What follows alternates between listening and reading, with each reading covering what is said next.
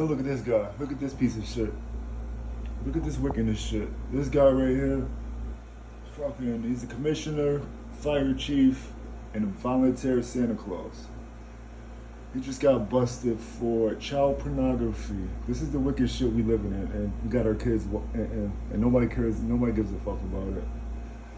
But this is the type of shit, you got your kids sitting on Santa Claus' lap, and he's filling on your kids, and so yeah, he, I guess he's, how can I say it? He's charged with child pornography, over 1,200 videos and images of kids getting forcibly raped, all the way as small as infants. Do you hear what I'm saying? Infants. He's watching infant raping child pornography. And he's a commissioner, fire chief, and a volunteer Santa Claus. Santa Claus. I'd like you to listen to this a little bit. Volunteer Santa in Florida is arrested on child pornography charges. Renowned reporter and predator catcher Chris Hansen comes on to discuss this wild new story. Welcome to Sidebar, presented by Law and Crime. I'm Jesse Weber. Well, it appears that nothing is really sacred or innocent anymore, is it? Because listen to this development out of Broward County, Florida. 62-year-old James Jude Silverstone, who worked as the Lauderdale-by-the-Sea commissioner, a fire chief, and as a volunteer Santa, has been arrested on child pornography charges. Think about that. It's pretty unbelievable, right? Well, according to the Broward County Sheriff's Office, detectives began investigating this computer user who was downloading child pornography, more than 210 files. And these are things containing images and videos of child pornography. And they actually tracked that back to Silverstone. And when they conducted a search of his house, they found hundreds of additional photos and videos of child porn, including children as young as infants engaged in sexual acts. I believe the number is over 1,500 images. Yeah. Well, he has been charged with 10 counts of transmission of child pornography by electronic device. And clearly, we want to talk about this. So I want to bring in a very special guest. Somebody who knows a thing or two about catching sexual predators. I'm joined by my good friend Chris Hansen, who is the host of Takedown with Chris Hansen, this new Predator series on True Blue. This is the streaming crime network. And in fact, they have an upcoming news magazine called True Crime Nation. You can check it all out on watchtrueblue.com, and that's blue, B-L-U. Chris, great to see you, and I think this is our first time together on Sidebar. It's great to see you. Yeah, Jesse, thanks for having me. I appreciate it. What an awful, disturbing story in so many ways.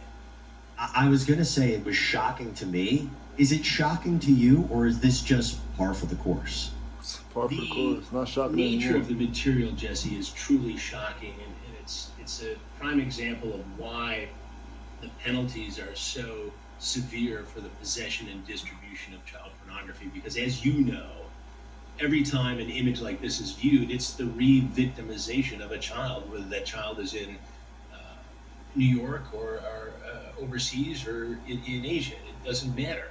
And so you have a case here where, and we see this in our predator investigations, the culprit, the alleged culprit, is otherwise seen as a fine, upstanding man in society. He's the Santa Claus from the local village. He's the fire commissioner. He's on the county commission.